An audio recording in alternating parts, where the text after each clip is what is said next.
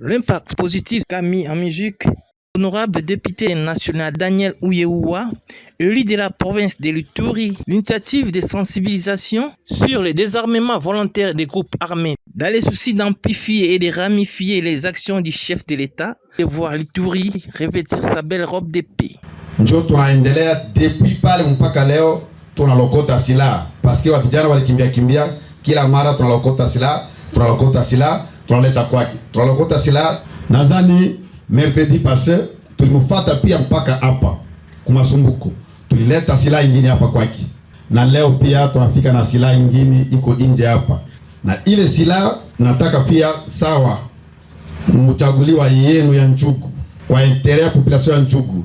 Mnajua vita ilikuwa entre wa vijana ya autodefense na Codeco inasha dumu, wa victime ni wa population, ni wa mama wazee ya 3e âge, watoto ndio wanakuwa wa victime wa ile vita. Cette initiative, en collaboration avec les autorités de la province de l'Ituri, met en mal quelques notables députés nationaux, sénateurs, des stratégies planifiées au risque de la vie et ne laisse en silence les fils et filles de cette province.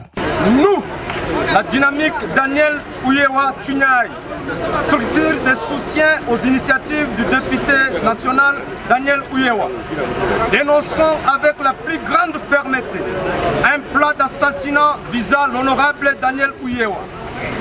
Ce plan diabolique est orchestré par certains députés et sénateurs élus du territoire d'Aru et de Djouk.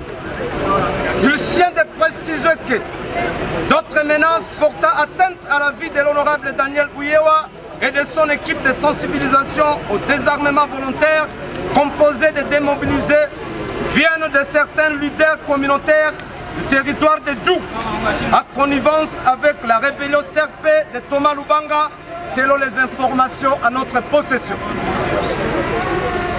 Cette initiative macabre est la conséquence de jalousie et de haine à cause des actions concrètes menées par les dignes fils du terroir, l'honorable Daniel Ouyewa, en vue de la restauration de la paix dans notre chère province. En effet, Daniel Ouyewa, un homme épris de paix, en collaboration avec l'autorité provinciale, le lieutenant-général Johnny Luboya Kanchama, commandant des opérations, ne cesse de mener des actions de sensibilisation dans des zones opérationnelles aux côtés du commandant secteur opérationnel FARDC Ituri, le général-major Bruno Mandef.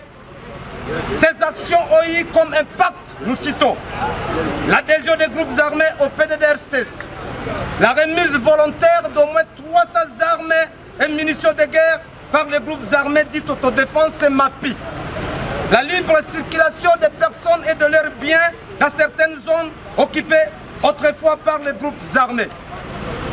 Contre toute attente, au lieu d'encourager les démarches et les risques pris par ces nobles élus du peuple, certains de ses collègues députés et sénateurs, ainsi que certains leaders communautaires du territoire de Djougou et d'Aru, animés de mauvaise foi, ont pris les choses à l'envers jusqu'à planifier même sa mort.